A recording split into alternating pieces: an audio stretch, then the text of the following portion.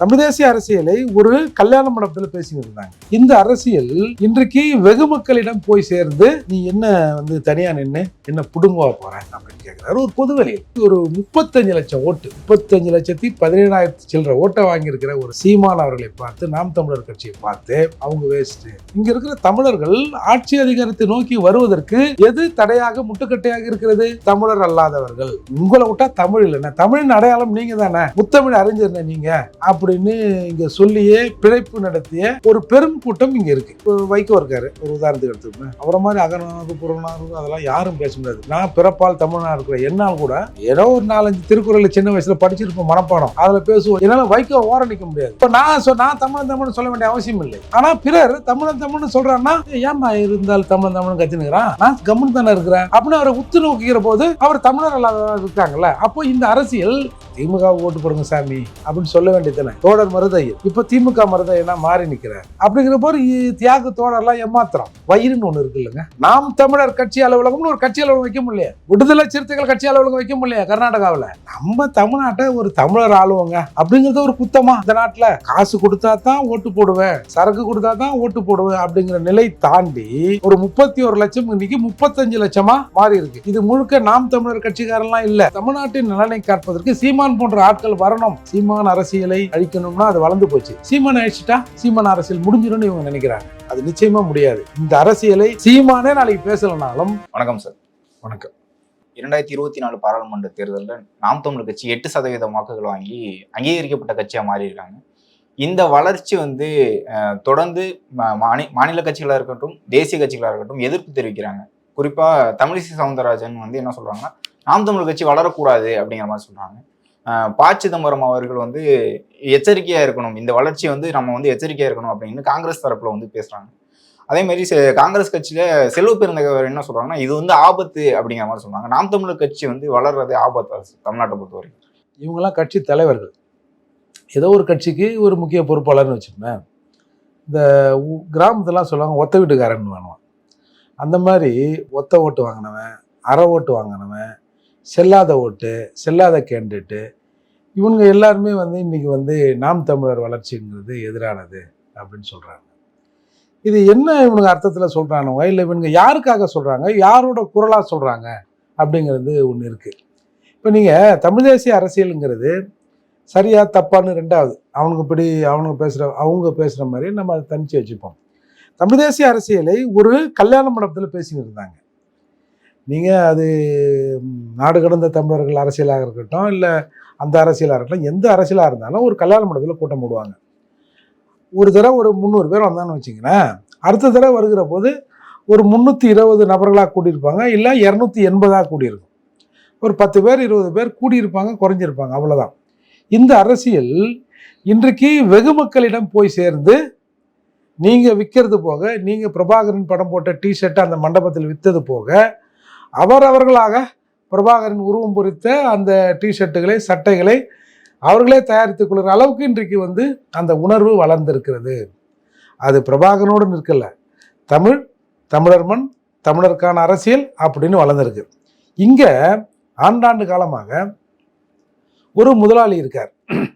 அந்த முதலாளிகிட்ட என்ன நீங்க அப்படின்னா, நீங்க சூப்பர்ண்ணே, நீங்க அப்படின்னா, நீங்க எப்படிண்ணே, உங்களை விட்டா தமிழ் இல்லைண்ணே, தமிழின் அடையாளம் நீங்க தானே, முத்தமிழ் அறிஞர்ண்ணே நீங்க அப்படின்னு இங்க சொல்லியே பிழைப்பு நடத்திய ஒரு பெரும் கூட்டம் இங்க இருக்கு. நீங்க கடந்த 3 ஆண்டுகளுக்கு முன்னால் டெய்லியும் ப்ரெஸ்ஸுக்கு வேலை இருக்கும். எங்கேயாவது ஒரு ஆர்ப்பாட்டம், ஒன்று இந்த வல்லூர் கூட்டம், இல்லை கலெக்டர் ஆஃபீஸு, நம்ம சேப்பாக்கம், எங்கேயாவது ஒரு இடத்துல அப்படி பண்ணி கொண்டிருந்தவர்கள் இன்னைக்கெல்லாம் சைலண்டாக வெறிச்சோடி கிடக்க, ஏதோ பந்து மாதிரிலாம் கிடக்கு இன்னைக்கு வல்லூர் கூட்டமும் இந்த சொன்ன ஆர்ப்பாட்டம் பண்ணுற இடமெல்லாம். அப்போது இவங்க எதையோ ஒன்று சொல்கிறாங்க, ஆனால் இவர்களுக்கான கருத்தாக அதை சொல்லலை. அதால தான் இன்றைக்கு ஒரு 35 லட்சம் ஓட்டு, 35,17,000 சில்லற ஓட்டை வாங்கியிருக்கிற ஒரு சீமான் அவர்களை பார்த்து, நாம் தமிழர் கட்சியை பார்த்து அவங்க வேஸ்ட்டு, அவங்க வளர்றது இந்த நாட்டுக்கு கேடு. இல்லை, நாம் தமிழர் கட்சி கர்நாடகாவில் இருக்கக்கூடிய காவிரி பிரச்சனையாக இருக்கட்டும், முல்லை பெரியார் பிரச்சனை இருக்கட்டும், இதெல்லாம் இன்னொரு மொழிக்கு இன்னொரு இனத்துக்கு எதிராக பேசுகிறாங்க, இந்திய தேசியத்துக்கு எதிராக பேசுகிறாங்க அப்படின்னு ஒரு குற்றச்சாட்டு தேசிய கட்சிகள் வைக்கிறாங்க. இந்திய தேசியம் எல்லா இடத்துலையும் இருக்கா? நீங்கள் மற்ற ஊரில் தமிழன் வாழக்கூடாதுன்றான், நம்ம என்ன கேட்குறோம், கெஞ்சி கூத்தாடியப்பா நீங்கள் இங்கே வாழுங்கப்பா, எங்களை கொஞ்சோண்டு ஆள விடுங்கப்பான்னு சொல்கிறோம். அப்போது இங்கே இருக்கிற தமிழர்கள் ஆட்சி அதிகாரத்தை நோக்கி வருவதற்கு எது தடையாக முட்டுக்கட்டையாக இருக்கிறது? தமிழர் அல்லாதவர்கள் அப்படிங்கிறது இன்றைக்கு கொஞ்சம் கொஞ்சமாக பேசப்பட்டு வருகிறது. காசு கொடுத்தா தான் ஓட்டு போடுவேன், சரக்கு கொடுத்தா தான் ஓட்டு போடுவேன் அப்படிங்கிற நிலை தாண்டி ஒரு 31 லட்சம் இன்னைக்கு 35 லட்சமா மாறி இருக்கு. இது முழுக்க நாம் தமிழர் கட்சிக்காரெல்லாம் இல்லை, அதுதான் இங்கே முக்கியம். இவங்க என்ன நினைக்கிறாங்க, நாம் தமிழர் சீமான் வளர்றாரு, சீமானின் அரசியல் வளருது. இப்போ சீமான் ஒரு தடவை பெரியாருக்கு அஞ்சலி செலுத்த மாலை போடுறதை பார்த்தோம். உடனே நாம் தமிழரில் இருக்கிறவங்க பல பேர் என்ன கேட்டாங்க, அண்ணன் செஞ்சது தப்பு, அண்ணன் செஞ்சது தப்பு அப்படின்னு அதற்குள்ளாக இருந்தே குரல்கள் வந்தது. நீங்கள் ஒரு கட்சியிலேருந்து பிரிஞ்சான்னா நேராக பார்ப்பான், இவனுக்கு நேர் எதிரி எவன்டா, பிஜேபி தாண்டா, அங்கே போய் சேரும் அப்படின்னு போய் சேர்றது தமிழ்நாட்டில் இயல்பு. எப்படி ரசிகர் மன்றத்தில் டிக்கெட் கிடைக்கலாம் நேரடியாக அஜித்லேருந்து விஜய்க்கும், விஜய்லேருந்து அஜித்துக்கும் போயிட்டு போகிறாங்களோ அதே மாதிரி நேர் எதிர் முகாமுக்கு போகிறது தான் இயல்பு. இன்றைக்கு நாம் தமிழர் கட்சியிலேருந்து ஏதோ ஒரு சர்க்கம்ஸ்டன்ஸில் சில பேர் பிரிகிறாங்க. பிரிஞ்ச இவனும் சீமானுக்கு எதிராக போகலை. ஒரு சில பொறுப்பாளர்களை சிலர் வாங்கியிருக்கலாம், அது வேறு விஷயம், அவங்களுக்குள்ள பர்சனலாக கூட சில விஷயங்கள் இருக்கலாம். தொண்டர்களை பொறுத்தவரை நாம் தமிழிலிருந்து நீக்கப்பட்டவர்கள் அல்லது விலகியவர்கள் தனியாக ஒரு பாசறை வைக்கிறான். கட்சியிலேருந்து நாம் தமிழிலிருந்து நீக்கப்பட்ட ஒரு பாசறை, சரி அந்த பாசறை என்னடா பண்ணுதுன்னா அதுவும் சீமானுக்கு தான் ஆதரவு கொடுக்குது. அப்போது சீமானுக்கு ஆதரவு கொடுக்குதுன்னா சீமானோட கொள்கைக்கு ஆதரவு கொடுக்கிறது, சீமானுக்கு இல்லை. அப்போது இந்த அரசியல் இது மண்ணுக்கான அரசியல். இதை இன்றைக்கு நாம் இங்கே இருக்கிற தமிழ்நாட்டில் இருக்கிறவங்க புரிஞ்சு நிற்கலாம். அந்த புரிதலுக்கு காரணம் சீமான் அதை ஊக்குவிச்சிருக்கலாம். ஆனால் பிற மாநிலங்களில் இருக்கிற சூழ்நிலை இருக்குல்ல, அது இன்றைக்கு நம்மை உணர வைக்கிறது. இப்போ நீங்கள் பெரியார் அவர்களை குறிப்பிட்டீங்க, தோழர் தியாக அவர்கள் என்ன சொல்றாங்கன்னா, இங்க இருக்கக்கூடிய மக்களை பிரிவினை பேசுறாங்க. நாம் தமிழர் கட்சியை பொறுத்த வரைக்கும் இங்க தமிழர் தெலுங்கர் அப்படிங்கிற ஒரு பிரிவினை தான் பேசுது, இது தமிழ் தேசியமே இல்லை அப்படிங்கிற மாதிரி குற்றச்சாட்டு. இல்லப்பா, அப்போ நம்ம மற்ற ஊர்ல எங்களை விரட்டுன்றோம். நாங்க எப்ப நீ இருந்துட்டு போங்கப்பா, எங்களையும் கொஞ்சம் விடுங்கப்பான்னு சொல்றோம். அப்போ இந்த அரசியல் உங்களுக்கு புரியுதாட்டே? நான் நினைக்கிறேன் தோழர் மீது நல்ல மரியாதை தான், ஆரம்ப காலத்தில் நல்லா தான் இருந்தாரு. அப்புறம் அவர் கதை நமக்கு தெரியும், நம்ம அதுக்குள்ள போகலை. இருந்தாலும் இப்போ தோழர் நிற்கிறாரு, அவர் எத்தனை ஓட்டு வாங்கிடுவார்? திமுகவுக்கு ஓட்டு போடுங்க சாமி அப்படின்னு சொல்ல வேண்டியதானே. ஏங்க மருதையன் ஒருத்தர் இருந்தாருங்க ஒரு காலத்தில், தோழர் மருதையன். இப்போ திமுக மருதையனா மாறி நிற்கிறாரு. அப்படிங்கிற போது தியாக தோழர்லாம் ஏமாத்திரம். வயிறுன்னு ஒன்று இருக்கு இல்லைங்க. இப்போ ஏதோ கஞ்சியோ கூட குடிச்சிட்டு நம்ம இருக்கலாம் அப்படின்னு ஒரு சிலர் நினைப்போம். இல்லை, கொஞ்சம் சஃபிசிகேட்டாக இருக்கணும். எல்லாம் பசி தான். ஏதாவது சாதாரண தயிர் சோறத்தினாலும் வயிறு நிரம்பும், கொஞ்சம் கறிசோறு ஸ்டார் ஹோட்டல்னு சாப்பிட்டாலும் வயிறு நிரம்பும். மூக்கு வரைக்குமா நிரம்போது? வயிறு தானே, அது எல்லை தானே. எங்கெங்கே யார் யார் இருக்கிறோம், யாருக்கு என்ன உணவு தேவைப்படுகிறது, என்ன தேவையின் அடிப்படையில் தான் இதையெல்லாம் பேசுறதா நான் பார்க்குறேன். தியாக அவர்கள் என்ன சொல்றாங்கன்னா, இந்த தேர்தல் மோடிக்கு எதிரான தேர்தல், பிஜேபி வரக்கூடாதுன்னு தான் இருக்கணும். நீங்க ஏன் தேர்தலை போட்டிடுறீங்க? நீங்க விலகி இருக்கணும், அப்படி இல்லைன்னா மோடிக்கு எதிராக வாக்களிக்க சொல்லியிருக்கணும். நீங்க ஏன் தேர்தலை போட்டிடுறீங்க? நல்ல வேலை, நீங்க விலகி இருக்கணும், இல்லைன்னா மோடிக்கு எதிரானவர்கள் திமுக தரப்பினர் தான், நீங்க அவருக்கு ஆதரவு தரணும்னு சொல்லாமல் போனாரு. பொதுவாகவே இவங்கெல்லாம் பெரிய, அவங்களுக்கு நம்ம ஒன்றும் சொல்றதுக்கு இல்லை. ஒரு இயங்கியல் தத்துவம், ஒரு கருத்து பிறக்கிற போது அதுக்கு எதிர்கருத்து பிறக்கும். ரெண்டு கருத்து மோதி ஒரு புதிய கருத்து வரும். ஒரு கருத்தால ஒண்ணுமே நடக்காது, அந்த இயக்கமே நடக்காது. ஒரு பேட்டரி இருக்குன்னா பாசிட்டிவ் டெர்மினல், நெகட்டிவ் டெர்மினல் ரெண்டும் இருந்தால் தான் அந்த பேட்டரியே இயங்கும், அந்த சர்க்கிள் முடிவாகும். அப்போ பிஜேபிக்கு எதிரான கருத்து மட்டும்தான் இங்கே இருக்கணும் அப்படின்னு நீங்க சொல்றது எப்படி சரியா இருக்கும்? நீ பிஜேபிக்கு எதிராக ஒரு கருத்தை சொல்ற, உனக்கு பிஜேபியை எதிர்ப்பதற்கு 1000 காரணங்கள் இருக்குல்ல. திராவிடத்தை எதிர்ப்பதற்கு எங்ககிட்டயும் 2000 காரணம் இருக்கு. அப்படின்னும் போது நீ தான் சரி, அதை எதிர்க்கிறவங்க தவறுன்னு எப்படி சொல்ல முடியும்? இன்றைக்கு பிஜேபியை தொடர்ந்து எதிர்ப்பு அரசியலை பண்ணி என்ன, பிஜேபியை வளர்த்ததே நீங்கள் தானே. இப்போ பிஜேபி தமிழ்நாட்டில் வளர்ந்துருக்கிறது, பிஜேபி இன்றைக்கு பேசு பொருளாக இருக்குதுன்னா பிஜேபி எங்கள் தமிழ்நாட்டுக்கு என்ன செய்தது இதுவரை? நீங்கள் செய்த அநியாயத்திலிருந்து இதை ஒருவர் தட்டி கேட்கிற போது இந்த கட்சி வந்தால் பரவாயில்ல, இந்த பேய் ரொம்ப மோசம், இதை தப்பிச்சு ஓடனா போதும், அதுக்கப்புறம் நம்ம பார்த்துக்கலாம் அப்படிங்கிற நிலையில் இன்றைக்கு ஒரு மனநிலை வந்திருக்கு. இப்போ யாரும் இப்போ பிஜேபி போய் ஒவ்வொரு இடத்துலயா போய் எங்கள் கட்சிக்கு வாங்கன்னு எல்லாரையும் கூப்பிடுதா? இதுக்கு எதிரான சிந்தனையில் உள்ளவா எப்பா இவங்க தான்ப்பா சரியானவன் வச்சார் பாருப்பா அண்ணாமலை ஆப்பு சரியா கேட்டாரியா? இன்னைக்கு தமிழகத்தில் வந்து எஸ்சி எஸ்டி ஃபண்டு வந்து தவறாக பயன்படுத்தப்படுது. இப்போ இருக்கார்ல, இவர் கேட்டாரா? சொல்லுங்க. தியாகர் தோழர் தானே, எல்லாருக்கும் சமத்துவம் பேசுற தோழர் தானே. நாம் தமிழர் கட்சி மீது இன்னொரு குற்றச்சாட்டு என்னன்னா, அவங்க குடி அரசியல் பேசுறாங்க, இது ஜாதி அரசியல் தான், இங்க இருக்கக்கூடிய ஒடுக்கப்பட்ட மக்களுக்கு, இங்க இருக்கக்கூடிய சிறுபான்மையினருக்கு இது எதிரான அரசியல் கூட சொல்றாங்க. நாம் தமிழர் கட்சி ஜாதி அரசியல் முன்னெடுக்குன்னு நினைக்கிறேன். இல்ல, ஒரு குடி பெருமை பேசல் என்ன தவறு இருக்கு சார்? யார் யார் என்னன்னு தெரிஞ்சாதானங்க. இப்போ நீங்க இப்போ வைகோ இருக்காரு, ஒரு உதாரணத்துக்கு எடுத்துப்பேன். அவரை மாதிரி அகநானூறு புறநானூறு அதெல்லாம் யாரும் பேச முடியாது. நான் பிறப்பால் தமிழ்நாடு இருக்கிற என்னால் கூட ஏதோ ஒரு 4-5 திருக்குறள் சின்ன வயசில் படிச்சிருப்போம் மனப்பாடம், அதில் பேசுவோம். இல்லை இடையில எங்கேயாவது ஃப்ரீயாக இருக்கிற போது ஒரு சில புத்தகங்களை படிச்சிருந்தா அதை கூட மனப்பாடம் பண்ணி என்னால் வைகோ ஓர நிற்க முடியாது. அவரால் தமிழ் நல்லா அருமையாக பேசுகிறாரு, அவர் மாதிரி பேச முடியல அப்படின்றதுக்காக ஏம்பா நீ தெலுங்கரு அவர் தமிழர்னு சொல்லுவீங்களா? அப்போ அப்படிதான் இருக்கும் சார். ஒருத்தர் தன்னோட இருப்பை தக்க வைத்துக் கொள்வதற்கு கொஞ்சம் அப்படிதான் கொஞ்சம் வீரியமாக தான் இருப்பாங்க. இப்போ நான் தமிழன் சொல்ல வேண்டிய அவசியம் இல்லை. ஆனால் பிறர் தமிழன் சொல்கிறான்னா ஏம்மா இருந்தாலும் தமிழன் கத்தினுக்கிறான், நான் கம்முன்னு தானே இருக்கிறேன் அப்படின்னு அவரை உத்து நோக்கிக்கிற போது அவர் தமிழர் அல்லாதவராக இருக்காங்கல்ல. அப்போ இந்த அரசியல், அப்போ இவர் யாரும் நம்ம கேட்கல, நீ என்ன ஆளுன்னு நாங்கள் கேட்கல, நீ ஏன் பொய் சொல்கிற? அப்போ பொய் சொல்கிறேன்னா அதில் ஏதோ ஒரு அரசியல் இருக்குது அப்படிங்கிற நிலை, அந்த நிலை இன்னைக்கு புரிஞ்சிருக்கு. அதுதான் இவங்களுக்கு வேட்டை. இது 70 ஆண்டு காலமாக திராவிடம் என்ற பெயரால் இங்கே தமிழர்கள் ஏமாற்றப்பட்டு வந்திருக்கிறார்கள். அது இந்த சுபவி மாதிரி, நம்ம தியாகம் மாதிரி பயனாளி தமிழர்கள் அவங்கள விட்டுருங்க. அவங்க வந்து ஒட்டுண்ணிகள், ஏதாவது ஒன்றை ஒட்டி சார்ந்து இருக்கிறவங்க. இப்போ அவங்களுக்கு என்ன தேவை இருக்கு?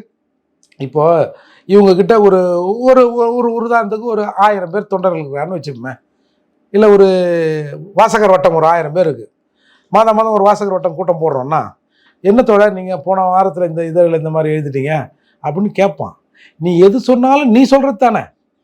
தீர்மானத்தை நீயே போடணும், அந்த தீர்மானத்துக்கு ஆதரவாக ஓட்டை நீயே போட்டுக்கணும். உன்னை கம்பல் பண்ணுறதுக்கோ உன்னை கட்டுப்படுத்துறதுக்கு எதுவும் உங்கள் அமைப்பு இல்லைல்ல. அப்போ நீங்கள் எதோ ஒன்றாலும் பேசலாம். எவன் கூலி தரானோ அவனுக்கு ஏற்ற மாதிரி பேசுகிறதா தான் நான் பார்க்குறேன். இன்றைக்கு இந்த அரசியல், சீமான் பேசுகிற அரசியல் 100% வந்து சரியானது அப்படின்லாம் யாரும் சொல்ல வரல. சீமான் பேசுகிற அரசியல் இந்த மண்ணுக்கான அரசியல் நீங்கள் எடுத்துங்க. ஒன்றும் இல்லையா, வெரி சிம்பிள். அரசியல் கூட சொல்ல வேணாம். நம்ம தமிழ்நாட்டை ஒரு தமிழர் ஆளுவோங்க அப்படிங்கிறது ஒரு குத்தமா இந்த நாட்டில்? நீங்கள் எல்லா ஸ்டேட்லேயும் ஆளுங்கட்சி அந்த மண்ணின் மைந்தனாக தான் இருப்பான், எதிர்கட்சி அந்த மண்ணின் மைந்தனாக தான் இருப்பான். நீங்கள் காவிரி இஷ்யூ வருது, இன்றைக்கு எல்லா கட்சிகளும் சேர்ந்து கர்நாடகாவில் ஒரே குரல் நிற்கிறான்ல. இங்கே தமிழ்நாட்டில் காவிரிக்கு ஒரு கட்சி ஆர்ப்பாட்டம் பண்ணுதுன்னு வச்சுங்க, இன்னொரு கட்சி இப்போ அந்த கட்சிக்காரன் காவிரிக்கு ஆர்ப்பாட்டம் பண்ணுறானா, இந்த பக்கம் போவோம் அப்படி அப்படின்னு திருப்பி சுற்றி போகிற நிலைமையில இருக்குது. அப்போ நீங்கள் இப்போ வந்து நீங்கள் பாருங்கள், கர்நாடகாவில் இந்த தண்ணி இஷ்யூ, காவிரி இஷ்யூ வரும்போது அங்கே இருக்கிற கன்னடியர்கள் தெலுங்கர்களும் சேர்ந்து தமிழருக்கு எதிராக எவ்வளோ அட்ராசிட்டி பண்ணுறான், அடிக்கிறான், போகிறான். அங்கே அடித்த உடனே இங்கே தமிழ்நாட்டில் இருக்கிற அந்த கன்னட நிறுவனங்களுக்கு போலீஸ் பாதுகாப்பு தரப்படுகிறதா இல்லையா? கொடுக்குறாங்க. இப்போது நாங்களோ சீமானோ ஆட்சியில் இருக்குன்னு வச்சுங்க, என்னையா சும்மா ஆனால் அங்கே அடிச்சுன்னுக்கிறானுவா, சும்மா ஒரு இருக்கு காட்டுங்க, அப்போ தானே இவனுக்கு பயம் வரும். ஏன்னா நாங்களாம் வந்து தமிழ்நாட்டில் போய் இவ்வளோ தொழில் பண்ணுறோம், எங்களோட தொழில் நிறுவனங்கள் இப்படி வந்து அங்கே வந்து அடிக்க விட்றாங்க, எது நியாயமாக அதை செய்யுங்களான்னு இவன் கொஞ்சம் நிர்பந்தம் கொடுப்பான்ல. அப்போ இவனுக்கு இங்கே பாதுகாப்பு கொடுக்குற போது இவன் என்ன நினைப்பான், நம்ம அரசு பார்த்துக்கலாம். ஒரு தடவைங்க விக்கிரவண்டி டோல் இதில் ஒரு ஆர்ப்பாட்டம், அந்த ஆர்ப்பாட்டம் வந்து வழக்கறிஞர்களால் நடத்தப்பட்டது. அதுக்கே ஆர்ப்பாட்டம்னா வந்து இந்த ஆந்திர எல்லையில் சட்டம் படிக்க போனவர்கள் இப்போ எக்ஸாம் எழுதிட்டு வரும்போது தாக்குதலுக்கு உள்ளாக்கப்பட்டாங்க. நம்ம எல்லா வீடியோலாம் பார்த்தோம். அதை கண்டித்து ஒரு ஆர்ப்பாட்டம், நானும் அதில் சிறப்பு அழைப்பாளராக போயிருக்கேன். போனோம்னா எல்லாரும் வக்கீலாக தான் கூடியிருக்கோம். ஒரு 75-100 பேர் இருக்கும். போலீஸு ஒரு 300 பேர் இருக்கிறாங்க.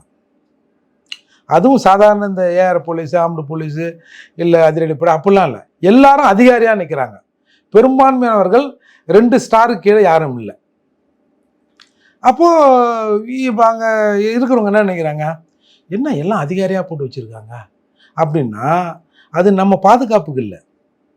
அந்த டோலாண்ட ஏதாவது ஒரு ஏபி வண்டி வருதுன்னு வச்சுங்க, யோ எங்கள் ஊரில் அடிச்சிங்க, உங்கள் ஊரில் எப்படி நீங்கள் வந்து இந்த ஊரில் வரீங்க அப்படின்னு யாராவது ஒரு அட்வொகேட் போய் ஒரு வண்டியை சும்மா ஒரு தட்டாருன்னா, என்னங்க நீங்கள் இருக்கிறீங்க தானங்க எங்கள் ஆளுங்களாம் அங்கே சந்தோஷமாக இருக்கிறாங்க, என்னங்க உங்கள் கவர்மெண்ட்டில் இப்படி நடந்துடுச்சுன்னு கேட்பாங்கன்றதுக்காக ஒவ்வொரு வழக்கறிஞருக்கும் ஒரு 4 போலீஸ் ரீதியாக போட்டு வச்சுருந்தாங்க. அதுதான் தமிழகத்தில் எதேச்சியான நிலை. நம்ம அங்கே அடித்தா நம்ம அடிக்கணும் இல்லை, ஒரு பயம் வரல, ஏதாவது ஒரு ஆக்ஷனுக்கு ஒரு ரியாக்ஷன் இருக்கணும்ல. ஒன்றுமே இல்லையா, அங்கே இருக்கிற வந்து நம்மளுடைய ஓட்டுநர்களை அடிக்கிறான், லாரியை மறிக்கிறான், அதை அடிக்கிறான், இதை அடிக்கிறான், இங்கே ஒன்றுமே இல்லையா. இப்போ குறைஞ்சபட்சம் இப்போ தான் ஒரு மூச்சு விடவே ஆரம்பிச்சிருக்கிறோம். ஏய் அடித்தா அடிப்போம்னு சொல்கிறோம், அதை கூட இவங்களால் வந்து தாங்கிக்க முடியல. அப்புறம் அடிக்க ஆரம்பித்தோம்னா இவனே ஆளை வச்சு செட் பண்ணுவான் பொழுது நமக்கு. அப்போது இந்த சூழல் எல்லாம் வந்து ஒரு 10 வருடத்துக்கு முன்னாடி ஒத்துக்கொள்ளப்பட்டதுங்க. இப்போ சாதாரணவங்க கூட பேச ஆரம்பிச்சிட்டான். ஏன்னா அந்த நெருக்கடியை இங்கே தமிழர்கள் உணர்றோம். நீங்கள் ஈரோடு சிப்காட்டில் ஒரு 70,000 பேர் ஒரு சிப்காட்டில் வேலை செய்கிறான், வட இந்தியர்கள். எப்படி இது? ஒரு 7,000 பேர் வேலை செய்யலாம், இல்லை ஒரு 17,000 பேர் கூட வேலை செய்யுங்க. ஒரு படையெடுத்து வந்து ஆக்கிரமிப்பு பண்ணுற மாதிரி அவ்வளோ பேர் இருக்கான். கோயம்புத்தூரில் கோபிச்செட்டிப்பாளையத்தில் ஒரு நூற்பாளையில் அங்கே இருக்கிற வட இந்தியர்கள் அந்த ஊருக்காரன் தமிழனை வேலைக்கு எடுக்காதுன்னு ஆர்ப்பாட்டம் பண்ணுறான். இது எந்த ஊர்லையா நடக்குமா? என் சொந்த மண்ணில் 19% இருக்கிறோம் நம்ம கர்நாடகாவில் தமிழர்கள். யாரும் நான் விரும்பி நாங்கள் வந்து கர்நாடகாவுக்கு போயிடுறோங்க, எங்களை கர்நாடகாவோட சேர்த்துருங்கன்னு யாரும் கேட்கல. ஒரு கோடு வரையப்படுகிறது, அந்த கோட்டுக்குள் நாம் சிக்கி கொண்டோம். 19% இருக்கிறோம். எதை காட்டுங்க, 19%க்கான அந்த பிரதிநிதித்துவம் காட்டுங்க. சட்டமன்றத்தில், நாடாளுமன்றத்தில் ஒன்றும் இல்லையே. நாம் தமிழர் கட்சி அலுவலகம்னு ஒரு கட்சி அலுவலகம் வைக்க முடியல.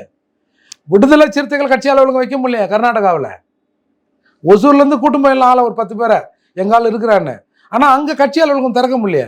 எங்கன்னா வந்து விடுதலை சிறுத்தை அலுவலகம் திறக்கிற போர்டெல்லாம் பிச்சு போட்டானுல்ல. இப்போ இந்த சம்பவம்லாம் நடக்குது இல்லை. அப்போது இதை நீங்கள் கேட்கணும்ல. நாங்கள் வந்து இந்தியர் என்ற ஒற்றுமையை நாங்கள் விரும்புகிறோங்க, இந்தியத்துக்குள்ளே தானங்க நம்ம இருக்கிறோம், ஏங்க இப்படி பண்ணுறீங்க அப்படின்னு எதிராளிகளும் கேட்க முடியல, நம்ம கூடவே இருக்கிற நம்ம கூட்டணி கட்சியும் கேட்க முடியாத நிலையில் நம்ம இருக்கிறோம்னா, அப்போ இங்கே யாருக்கான ஆட்சி நடக்குது? எல்லாமே காம்ப்ரமைஸ் ஆகி மற்றவங்க கூட போகிறாங்க. அப்போது தமிழ்நாட்டின் நலனை காப்பதற்கு சீமான் போன்ற ஆட்கள் வரணும். சார், சீமான் கட்சி கொள்கை இல்லை சீமானோடு நெருக்கமாக இருக்கிறவன் இல்லை அந்த கட்சி உறுப்பினராக மட்டுமா இந்த 35 லட்சம் ஓட்டை போட்டிருப்பான்? சார், இன்றைக்கு நாம் தமிழ் கட்சி அங்கீகரிக்கப்பட்ட கட்சியாக மாறி இருக்கு, ஒரு தமிழ் தேசிய கட்சி அங்கீகரிக்கப்பட்ட கட்சியாக மாறி இருக்காங்க அப்படின்னு சொல்லும்போது 2026 வேல்முருகன் அவர்கள் என்ன சொல்றாங்கன்னா 2026 கூட்டணி வைக்க வாய்ப்பு இருக்கு அப்படின்னு அந்த மாதிரியான ஒரு கருத்து சொல்றாங்க. நாம் தமிழர் கட்சியோட தமிழ் தேசிய கட்சிகள் வந்து ஒன்றிணைந்து 2026 கூட்டணி வைக்க வாய்ப்புகள் இருக்கா?